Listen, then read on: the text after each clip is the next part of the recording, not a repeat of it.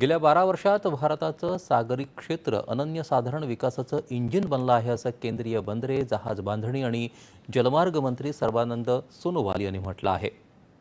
समाज माध्यमावर एका पोस्टमध्ये सोनोवाल यांनी भारताच्या सागरी उदयावर प्रकाश टाकला आणि भारतानं सागरमाला प्रकल्पाच्या माध्यमातून ऐतिहासिक टप्पे गाठले आहेत हे अधोरेखित केलं. जहाजाच्या परतीच्या प्रवासाचा वेळ म्हणजेच टर्न अराउंड टाईम 2014 मधील 96 तासांवरून कमी करून 49 तासांवरती आणण्यात आला आहे, असं ते म्हणाले. मंत्र्यांनी अंतर्गत जलमार्गावरील मालवाहतुकीत 7 पटींनी वाढ झाल्याचं आणि गेल्या आर्थिक वर्षात विक्रमी 915 मेट्रिक टन माल हाताळल्याचंही नमूद केलं.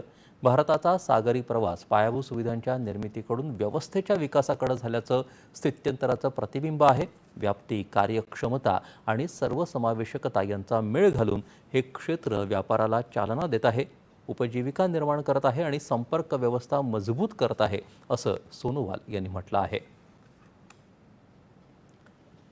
महाराष्ट्र हे देशाचं